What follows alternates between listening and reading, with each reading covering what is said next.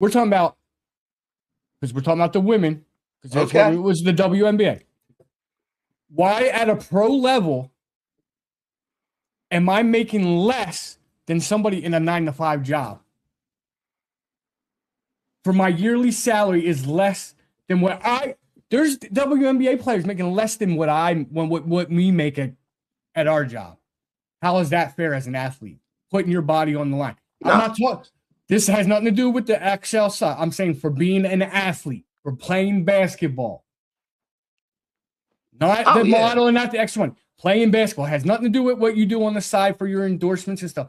I'm about as an athlete, as employed by the league. Why is your top, and this is some of your top players are making less than normal people, than non-athletic people that are in normal 9-to-5 jobs? Well, like I was saying from your top athletes, your mega stars, those are the people that should be getting their money. But they're not. That's the problem with the WNBA. But you can only pay so many top athletes what they're owed. Not trying to say that the whole league needs to get what the top athletes are making. And that's not even what the players are saying. That's what they need to make sure they're addressing. Because when you're saying as a whole, you're talking about from the players who are from the bottom of the bench, that you're telling them that they're owed all this. They're thinking they're going to get that increase. No, they're not saying that they're owed this. They're saying they want their even cut. They want a deal like the NBA does, like NBA players have, where if your team, like say Philly, does good and starts getting more revenue, brings more revenue into your company, they get a kickback. Okay. That's fair. That is fair. That's one of the things they want. And they want a more even salary, because your thing is, how you say the All-Stars, they will have an All-Star that's not even making over $100,000. And then your 3-minute player, we'll just say, because we're not, like your non-starter, is only making $20,000 a year. Nobody can live off that. We can't live off of that. But you want an athlete that has to try to protect themselves, because as an athlete, you're in the eye of the public, and you got the wackos and the crazies, especially being a female.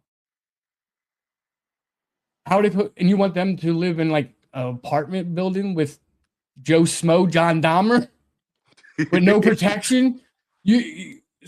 So it's not just about them saying they're owed this. It's also being safe and protected and treated as other athletes. Okay, so let's do this then. Let's say this. All right. You were talking about revenue, right? Mm-hmm. The NBA, the WNBA has been around. Say they just hit over their 25th year. So let's say, 26, 27? Give or take, yeah. Give or take. All right. Within that time frame, they have just started hitting a revenue. They have really just started hitting that revenue. Okay. And then, of course, they all started with the private planes and all this other expenses and stuff. So the business itself needs to pay their athletes. I am saying that, and I agree with you 100%. They need to pay these ladies, and not only just pay them, I think they also need to give them their revenue, which I think is more the top thing of what the players were really talking about, was getting their revenue from based off, the sales of their names and the jerseys and stuff. That's 100%. I will 100% agree on. But in order for them to do this, and this is why I think doing a lockout to get your statement across, you have officially destroyed the WNBA for that. But that's the thing. They have not agreed to a lockout yet. They have told their people not to. It's the management side that's trying to cause the lockout now, not the players. Because it's the completely thing is, switched. If the lockout happens, that means a lot of not just the owners of those teams and management of those teams, the NBA itself could say, you know what, with a year of this gone, we actually get to see how much of our own money that we have been losing, and we could pull out. And that would be the death of WNBA because management wanted to be stubborn with their own players. Mm-hmm. And that's all. And the that players, would be a shame. It would be a shame. The big thing is the players just wanted to be treated more fairly across the board with everything, with the revenue, salaries, everything. Not saying they want expensive salaries. They just wanted to make sense for what they do. They're not saying they want million dollar contracts.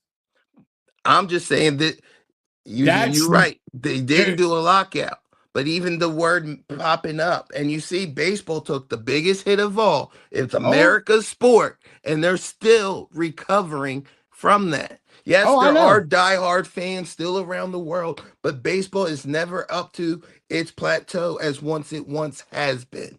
The good thing is we still have about 3 months to the season starts because it doesn't start till May 8th. As always, like, comment, share, hit that bell so you know when we're live, which is every Tuesday at 7. So come hang out with us. I'm just Josh. I'm Will the Thrill. And we'll catch you on the next one. Peace.